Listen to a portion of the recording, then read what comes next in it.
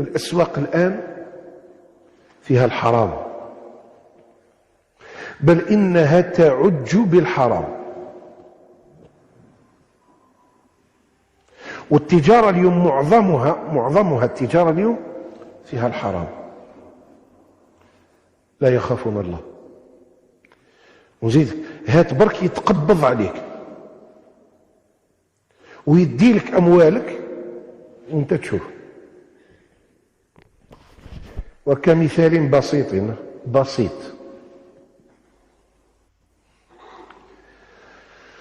دخلنا إلى السوق، نلقاو شيء يباع، مثلا سوق الأغنام. السلام عليكم. وعليكم السلام.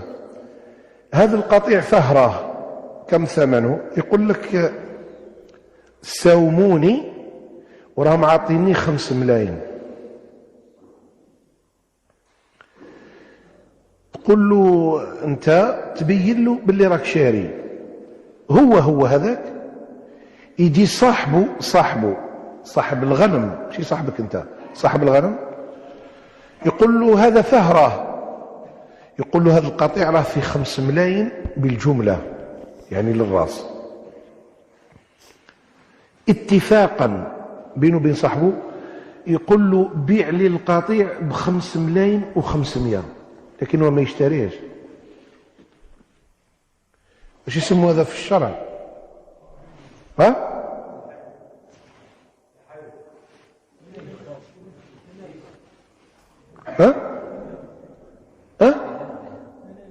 التناجش. لما قال النبي ولا تناجشوا، هو مش شاري، هو صاحبه، وش راه يدير له؟ راه يرفد له في الثمن. وبعد تقول له اخرتها كيفاش؟ يقول لك هاو مد 5 ملايين و500، زيد نبيع لك. تقول له معليش بيعه لي ب5 ملايين و600. الاخر يقول له شيخ من الاخر بيعوني ب6 ملايين. هو وصاحبه باتفاق. يقول له تبيع لي ب6 ملايين، يقول له ما فيهاش. تجي انت تقول له تبيع لي ب6 ملايين و200، يقول لك الله يربح. نجش. والنبي قال لا تحاسدوا، لا تباغضوا، لا تناجشوا. تناجش في البيع هذا موجود، هذا في أسواقنا. الغرر، تدليس، تزوير، الكذب، اليمين الغموس بالطلاق، هذا في الأسواق. نهى النبي عن تلقي الركبان، الباب تاع السوق. الشرع لازم تخليه يدخل البضاعة للسوق، هكذا ولا لا؟ هو ماذا قال؟ نهى النبي عن تلقي الركبان. وش يدير؟ يروح يستنى اللي جايبين البضاعة نتاعهم. هو وش دار مع الأول؟ هو مع الأول الصباح راح دخل السوق، شاف الأثمان وين راهي الدور. فهمتوا عليا ولا لا؟ راح الصباح كي الناس قبل ما تلحق، كاين ناس يتداخل، شاف درع السلعة كامل، هذه شحال راهي؟ هذه 45، هذه 7 ملايين، هذه ذا. وش يدير هو يستنى الركبان، يستناها وين؟ قبل أن تدخل السوق، قبل أبواب السوق. نهى عن تلقي الركبان. يقول له يطلع في الشاحنة، يقول له البيع، يقول له ساومي، يقول له ما نجمش نساومك، خليني ما نجمش نبيع لك، خليني ندخل. لا، يقول له بيع لي دوكا. فإذا كان الثمن في السوق 45 ولا 50، ويقول له روح بيعها ب3.5 وسلك دراهمك على الرودة، يغريه. إذا كان واحد مرحي وليد بلاد تاع سوق، يقول له ندخلوا السوق. إذا كان من البادية ما هو السامع بالأثمان، يقول لك عوض ندخل السوق ونهبط السلعة ونطلع ونهبط وكذا، يقول له الله يربح.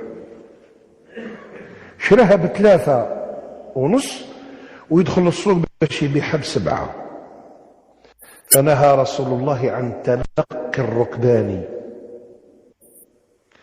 واللي راه في السوق، أنا أعطيك مثال. أنا عندي الآن سيارة، دخلتها للسوق، يجوز لي انا نروح للسوق؟ لا ما يجوزليش. يهضروا ما تخافوش، هضروا بغيت تكون الحاله، يجوز لي نروح للسوق ويجوز لي نبيع ونشري ولا ما يجوزليش؟ ها؟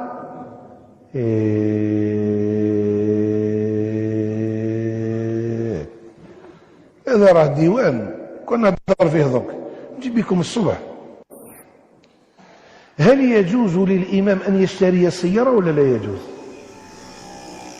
يقول لك قدامي هنا برك يجوز. علاش أستاذ الجامعة عنده سيارة والأستاذ في الثانوية عنده سيارة والأستاذ في الابتدائي عنده سيارة وهما مستوى واحد، ليسانس.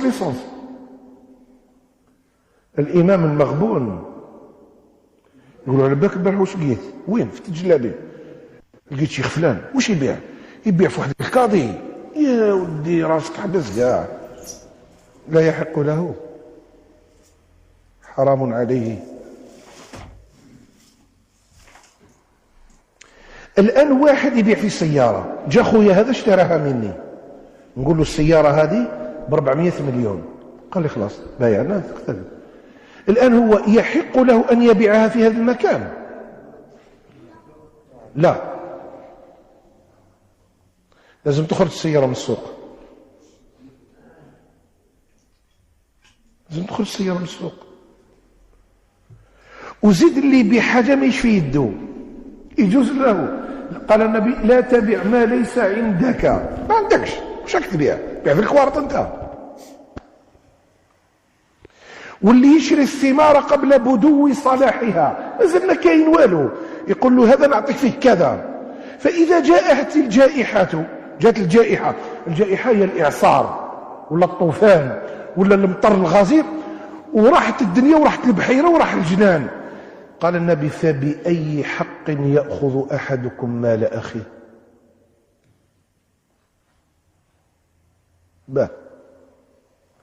ولهذا الآن اليوم البيوع والتجارة معظمها قليل.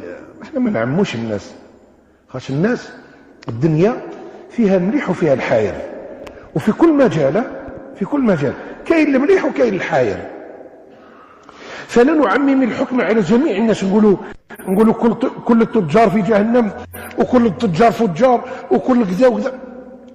قال إلا من بر، لما النبي هدر على التجار قال التجار هم الفجار إلا من بر واتقى وصدق.